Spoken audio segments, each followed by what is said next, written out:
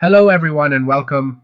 Today's lesson is focused on becoming thoroughly acquainted with one of the many practical implementations of RTC within the context of LS PLCs.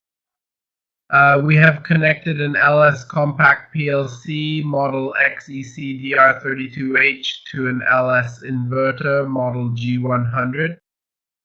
In the PLC, we want to write a program so that our LS inverter turns on at a specific date and time and turns off at another specific date and time. Here in this specific demonstration, I have carefully written a comprehensive program that allows us to turn the power inverter on at a very specific date and time and then turn it off again at another specific date and time. In our previous tutorial session, we got ourselves familiar with two very important system flags.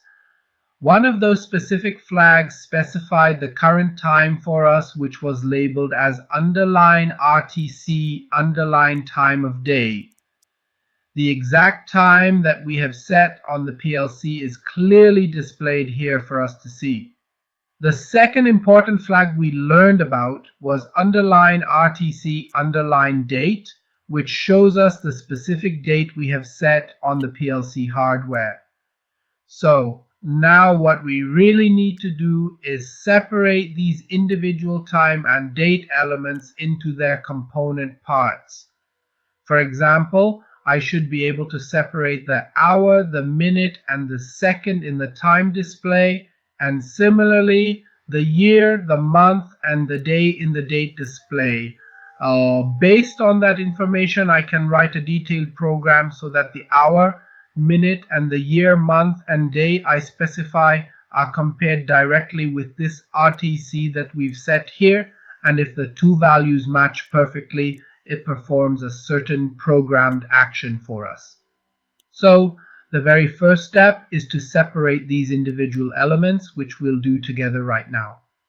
To separate these elements effectively, we have three very important flags, which are among the internal flags available in the PLC itself, and we can use them freely.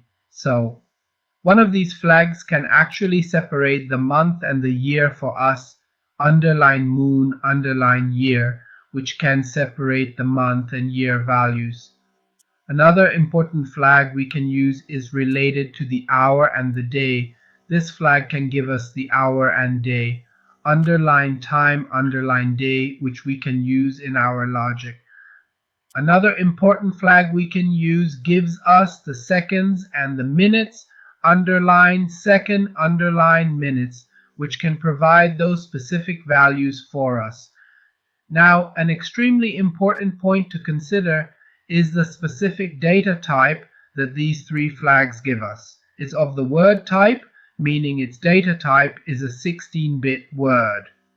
So in order to read them properly, for example in underline moon, underline year, which gives us both the year and the month, and its data type is word, we definitely need a data conversion.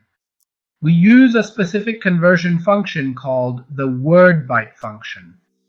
The word byte function can convert a single word into two separate bytes, meaning it has a low byte and a high byte.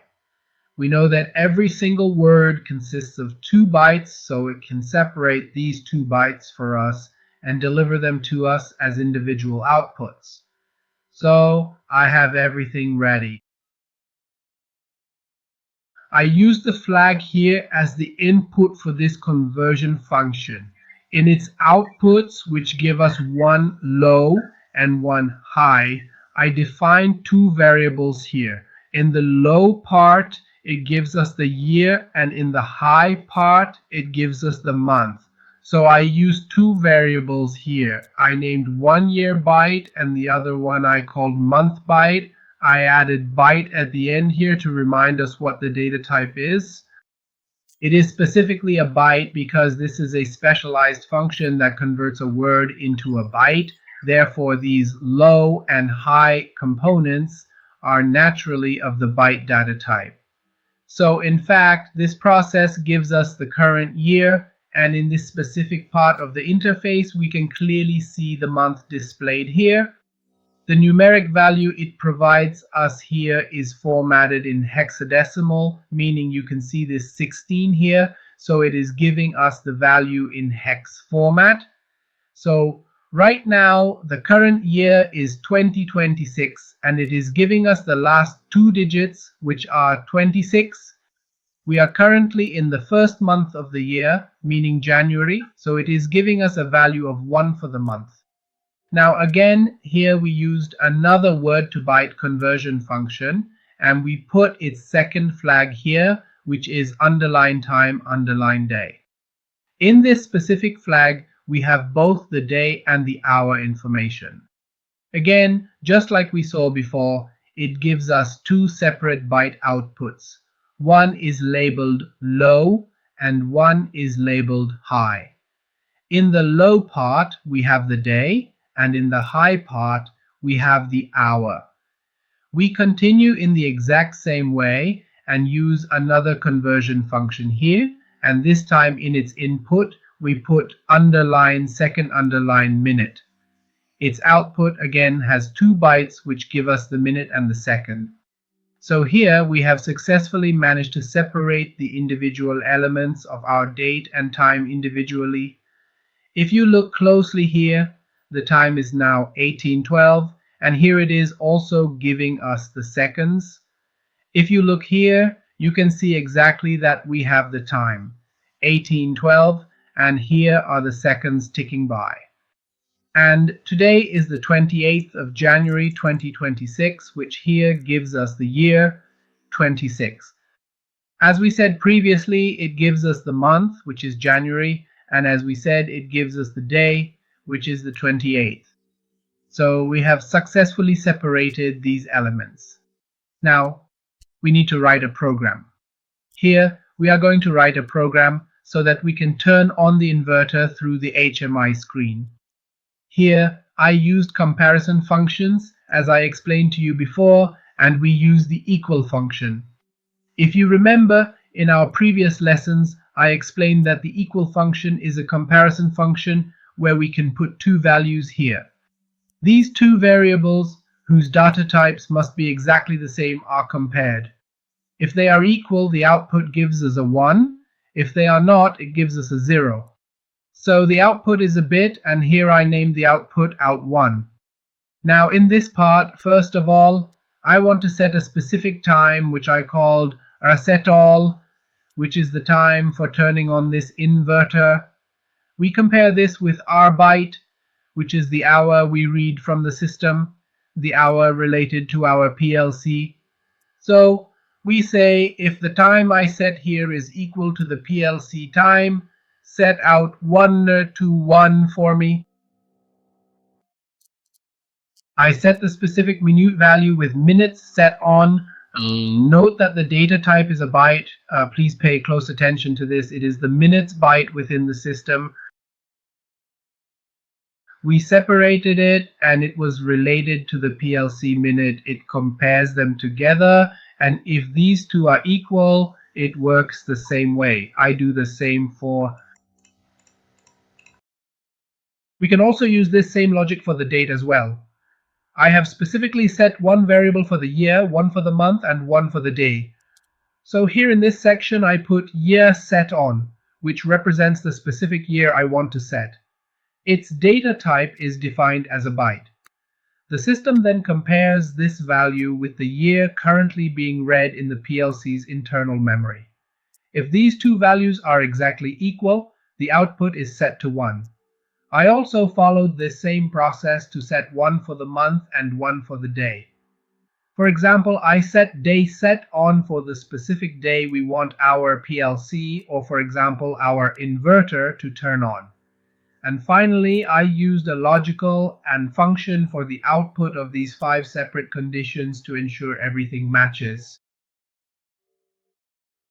The 5 specific outputs we have generated here, ranging from output 1 all the way to output 5, are now being processed as we AND all of them together. We say that if every single one of them becomes a logical 1, then we will use a dedicated set coil here and tell it to turn on the inverter for us. This specific set coil that we have used in this part of the circuit is exactly the same one we use over here. Its specific hardware address is designated as QX0.0.0. We assigned it, meaning that we use the output Q0.0.0. We use this specific logic to turn on the inverter. Now, in a very similar fashion, we can utilize the exact same kind of programming structure to turn off the inverter as well. First, we focus on the hour, then we move to the minute. Again, in the same way, we utilize the equal comparison functions, specifically our set-off parameters, to define the exact hour at which we want the inverter to turn off. So, the system again compares that value with the PLC's own internal real-time hour, and whenever our specified hour matches that, the output signal becomes 1. This process is also applied for setting the minute. Whenever the specific minute we set matches the minute currently being read by the PLC, the output becomes 1 for us. And here it is directly related to the date, where we have used a year set off, month set off, and day set off. These values are separately and continuously compared with the current year, month, and day of the PLC's internal date. Whichever of these specific conditions is met, their individual output becomes 1. Finally, we have used a logical AND function here. We have ANDed these 5 signals ranging from output 6 all the way to output 10 together in this section, and then we connected their combined output to a reset coil, assigning it the same address QX0.0.0, which effectively turns off the inverter for us. So with this comprehensive program we have written here, you can easily set a specific hour, a minute, and a full date, including the day, month, and year, for the purpose of turning on the inverter. And for turning it off, you can also specify a precise hour, a minute, a day, a month, and a year for turning off the inverter. Now, we proceed to download this program we have written onto the PLC hardware, and we configure the various elements we have defined in the program together. We have successfully downloaded the program onto the PLC, and our mini USB communication cable is still connected to the laptop. So we can view the program running online in the XG5000 software environment. As previously explained in the program, we have connected the Q0 output of the PLC LS to terminal P1 of the G7 inverter. We have also connected the COM0 output of the PLC to the CM terminal of the inverter. We have made some specific settings on the inverter, which we will now review together in detail. We configure the DRV parameter specifically to a value of 1. And for the FRQ setting, which is directly associated with the output frequency settings, we shall set that to a value of 4. This configuration means that we can now accurately set the frequency for our inverter by manually adjusting the integrated potentiometer dial. Now, we have the ability to set the frequency to any specific value we want using this potentiometer. For example, I will set it to a standard frequency of 50 Hz, for instance, and then we can observe the results. As we mentioned, we can also control run and stop commands through the PLC. Now we want to do this in the XG5000 software.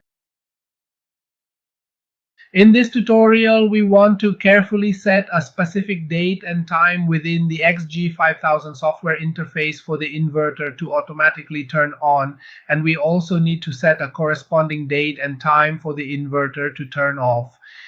Here in this particular menu, we need to precisely specify an hour, a minute, and also a full date for the turning on process.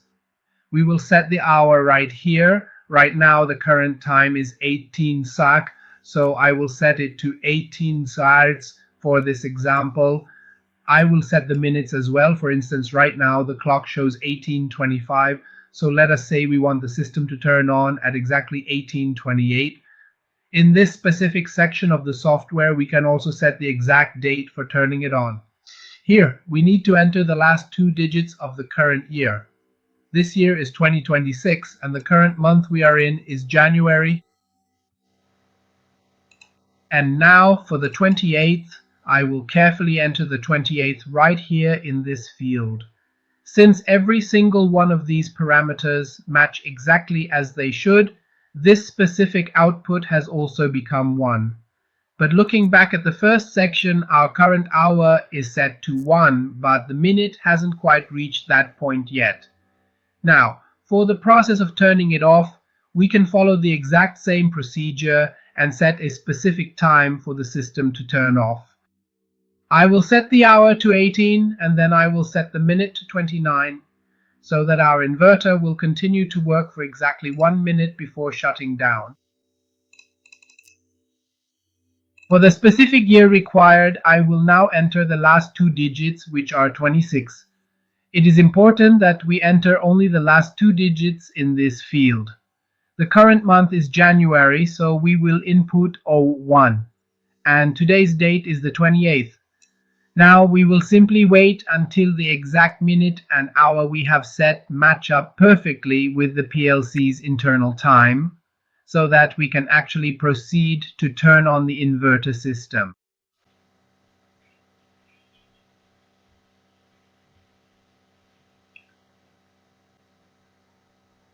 Alright, as you can clearly see here on the display, as soon as our minute reached 28, specifically at the time of 18:28, our out2 output also successfully turned on.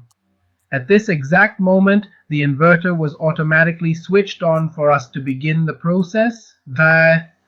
Now, in order to turn it off again, we have carefully set the system parameters so that at 18:29 the inverter will turn off as expected. This means our inverter will run for a duration of exactly 1 minute. If our minute counter reaches 29, then out7 should turn on immediately.